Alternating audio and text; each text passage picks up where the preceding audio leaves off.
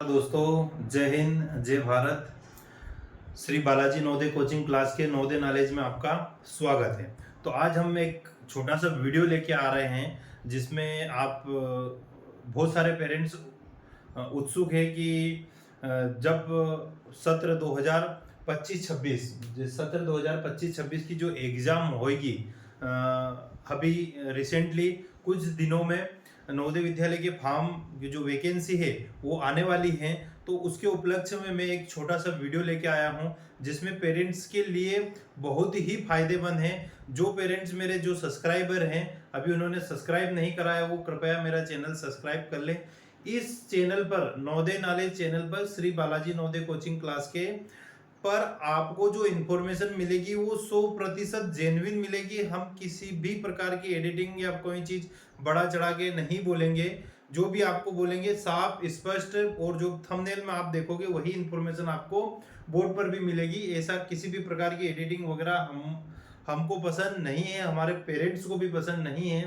तो जो बच्चे इस वर्ष कक्षा 5वीं में अध्ययन कर रहे हैं और अध्ययन करने के लिए आए हैं 4th क्लास पास करके, और जो पेरेंट्स अपने बच्चों का नवोदय विद्यालय स्कूल, आज जवाहर नवोदय विद्यालय था तो उसका नाम कुछ ही महीनों पहले, अभी कुछ दिनों पहले उसका नाम पीएम श्री जवाहर को हटा के पंडित जवाहर के ना, पंडित जो राष्ट्र प्रधानमंत्री थे हमारे, सर्वप्रथम जो प्रधानमंत्री थे उनके नाम पर जवाहर नवोदय विद्यालय करके नाम रखा था। तब वो जवाहर नवोदय विद्यालय हटाकर उसको पीएम श्री नवोदय विद्यालय बना दिया गया है। इसमें आपका बच्चा यदि नवोदय विद्यालय की तैयारी करके चला जाता है, सिलेक्शन होके जाता है, तो आपके बच्चों का ब्राइट फ्यूचर है। भले ही आप 1-1 1.5 लाख रुपए अभी किसी भी प्राइवेट स्कूल में आप पैसे देके खर्च कर रहे हो, उससे कितना ही गुना नवोदय विद्यालय बहुत ही अच्छा है। तो कृपया आप अपने बच्चों को जो नवोदय विद्यालय की तरफ मुंह कर रहे हैं, उन्हें पढ़ाने की आप जिज्ञासा रख रहे हैं, आर्थिक स्थिति से मजबूत होना चाह रहे हैं, इस विद्यालय में जो पीएम श्री नवोदय विद्यालय या जवाहर नवोदय विद्यालय है, इसमें आपके बच्चों को निःशुल्क शिक्षा दी जाएगी। किसी भी प्रकार का पैसा नहीं लिया जाएगा। सिर्फ जनरल और ओबीसी वाले से बच्चों से 600 रुपये पर मंथ के हिसाब से 9th से 12th तक में जो बच्चे पढ़ने वाले हैं उनको कुछ पैसे लेते हैं, बाकी पैसे नहीं लेते हैं। तो आप अपने बच्चों को नवोदय विद्यालय की तरफ मुंह करें, नवोदय विद्यालय की तरफ आप बच्चों को अध्ययन करवाएं ताकि आपको आर्थिक रूप से मदद मिलेगी। तो आज मैं एक छोटा सा वीडियो लेके आ रहा हूं कि जो प्रवेश हम भरने जा रहे हैं, प्रवेश फॉर्म भरने जा रहे हैं, कुछ ही दिनों में प्रवेश फॉर्म निकल आएंगे। तो उनके लिए प्रवेश फॉर्म के लिए जो आवश्यक डॉक्यूमेंट, वे मैं छोटे से 2 मिनट के वीडियो में लेके आ रहा हूं कि आपको क्या क्या डॉक्यूमेंट तैयार करना है। अभी 2024 तक जो नेसेसरी थे उसमें मैं डॉक्यूमेंट, प्रवेश फॉर्म आवश्यक डॉक्यूमेंट लेके आ रहा हूं। पहले है कि क्या जानकारी, क्या जरूरी जानकारी है। तो सर्वप्रथम फर्स्ट ऑफ ऑल जो जानकारी है वो यह है कि आपका बच्चा डिस्ट्रिक्ट में एडमिशन रहना चाहिए। जो 5th क्लास आपके बच्चे की, वो 5th क्लास आपके ही डिस्ट्रिक्ट जहां पर आपका बच्चा का आधार कार्ड है, मूल निवासी है, आपके मम्मी पापा का जो रेसिडेंशियल है, उसी जिले में कक्षा 5वीं अध्ययनरत रहना चाहिए। उसी डिस्ट्रिक्ट में आपके बच्चे का एडमिशन होना चाहिए। ऐसे पेरेंट्स हैं जो इच्छुक हैं नवोदय विद्यालय की तरफ, वो कृपा करके, यदि दूसरे डिस्ट्रिक्ट, आप कहीं और दूसरे डिस्ट्रिक्ट के और आपके बच्चा कहीं दूसरी डिस्ट्रिक्ट में पढ़ रहा है, तो उसका वहां से एडमिशन निकाल के आपकी जो नेटिव डिस्ट्रिक्ट्स हैं, नेटिव जिला है, उस जिले में आप 5th क्लास में आप एडमिशन करा दीजिए। दूसरी चीज है कि इसमें ग्रामीण क्षेत्र, रूरल क्षेत्र का भयंकर इफेक्ट पड़ता है। रूरल क्षेत्र और अर्बन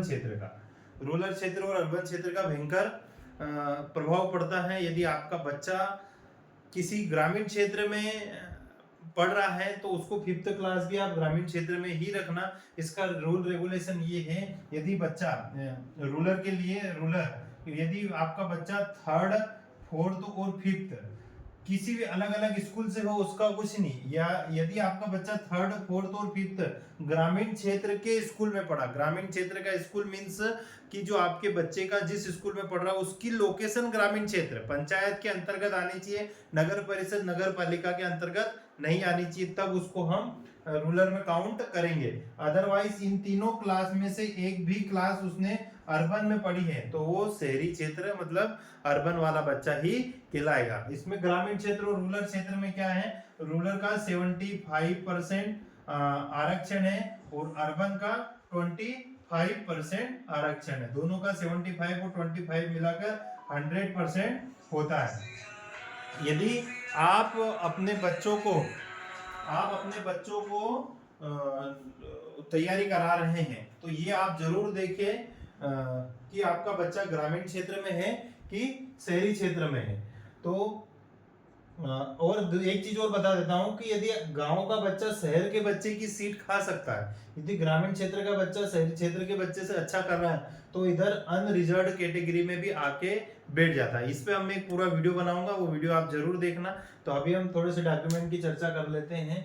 अब मैंने ये बता दिया, जरूरी जानकारी ये है कि आपका डिस्ट्रिक्ट में एडमिशन रहना चाहिए, कक्षा 5वीं उसी डिस्ट्रिक्ट में रहना चाहिए जिस डिस्ट्रिक्ट में आपका बच्चा आपके मम्मी उसके बच्चे का मम्मी पापा का जो रेसिडेंशियल ग्रुप है उसी डिस्ट्रिक्ट के अंतर्गत 5th क्लास आनी चाहिए। और दूसरी चीज है कि आप यदि कहीं ग्रामीण क्षेत्र में पढ़ रहे हैं तो ग्रामीण ही रखें और रूरल रहे तो ठीक है, ऑब्वियसली रूरल ही रहेगा यदि तीनों क्लास में। दूसरी चीज है आधार कार्ड, मार्कशीट, मूल निवासी प्रमाण पत्र और जन्म प्रमाण पत्र। यहाँ पर सबसे दिक्कत आती है कि पेरेंट्स क्या करता है कि जाता है स्कूल में, जाता है स्कूल से एक फॉर्म लिया और उन्होंने फॉर्म में भरवा दिया।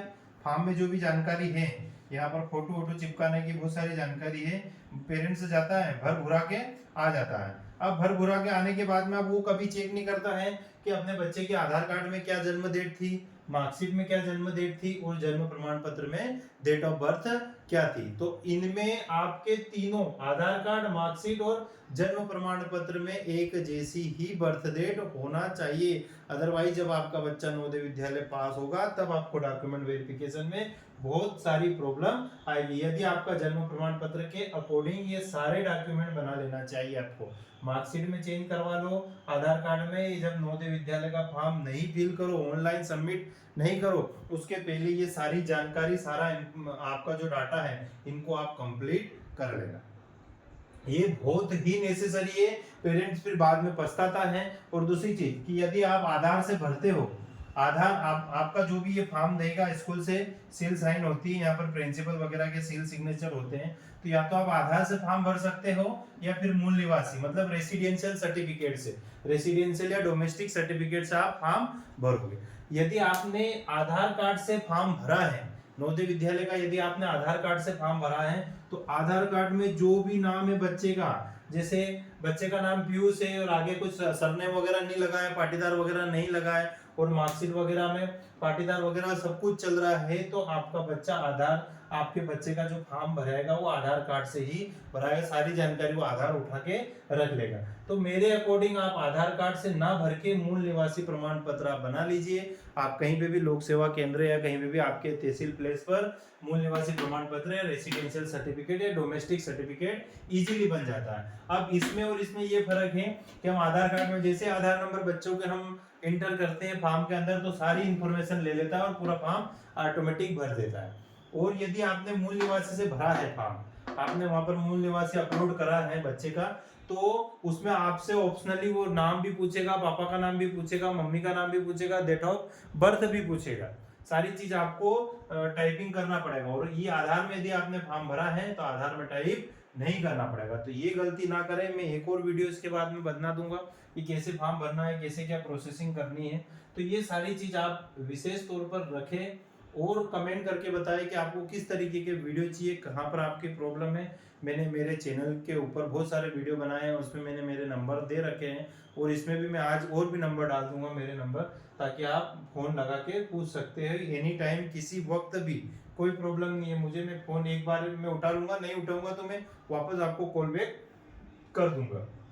तो आधार कार्ड मैंडेटरी है, मार्कशीट मैंडेटरी है, मूल निवासी मैंडेटरी है और जन्म प्रमाण पत्र भी आपका मैंडेटरी है। आप थोड़ा सा डेट ऑफ बर्थ का ध्यान रखें कि जो जन्म प्रमाण पत्र में डेट ऑफ बर्थ है वही मार्कशीट में होना चाहिए और वही आधार कार्ड में होना चाहिए। मूल निवासी में जन्म तारीख नहीं रहती है, सिर्फ उसमें एज अप्रोक्स एज लिखी जाती है कि 4 साल का, कि 10 साल का, कि 11 साल का और 12 साल का। दूसरी चीज है कि यदि बच्चा आपका 9 साल का है तो आप फॉर्म नहीं भर पाओगे। आपका बच्चा 10 से 12 साल का यदि बच्चा है तो ही आपका बच्चा फॉर्म भरेगा। वो जब भी वैकेंसी निकलेगी उसमें मैं एक डेट ऑफ बर्थ के ऊपर एक छोटा सा शॉर्ट बना दूंगा, तो आप वहीं से भी जानकारी कलेक्ट कर सकते हैं। तो ठीक है, थैंक यू वेरी मच। मेरे चैनल पर आप बने रहें, इस चैनल को सब्सक्राइब करें, वीडियो को लाइक करें और अधिक से अधिक शेयर करें। और यदि किसी को डोनेट करना है कुछ पैसे, क्योंकि ये हमारी निःशुल्क क्लास है, इसमें बहुत सारे जो गरीब बच्चे हैं उनको हम कुछ ना कुछ फ्री में प्रोवाइड करवाते हैं। लास्ट ईयर भी मेरा रिजल्ट 31 बच्चे पास हुए थे 75 बच्चे में से, और कुछ सैनिक शुल्क में गए हैं और कुछ ज्ञानोदय एकलव्य में भी गए हैं। प्योरली मेरे 31 नवोदय विद्यालय के ही बच्चे, जो 27 बच्चे देवास डिस्ट्रिक्ट में गए और 4 बच्चे बचे हैं वो कुछ अदर डिस्ट्रिक्ट्स में भी गए हैं।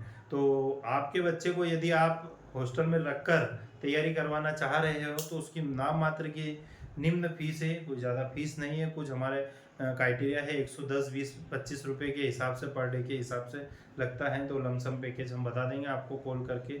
हमारे पास गर्ल्स और बॉयज़ दोनों को रखने की पूर्ण व्यवस्था है, बच्चों को देख रेख खाना खिलाने की पूर्ण व्यवस्था है, मेस वगैरह व्यवस्थित हैं, आप आके देख सकते हैं। ये यूट्यूब के हमारे कुछ दूसरे वीडियोस हैं, उसमें भी आप जाके वॉच कर सकते हैं। तो थैंक यू वेरी मच। कुछ नई इन्फॉर्मेशन के लिए लेके मैं आ रहा हूँ जल्दी, तो वीडियो को आप लाइक करें, चैनल को सब्सक्राइब करें और अधिक से अधिक शेयर करें। Thank you very much. जय हिंद, जय भारत।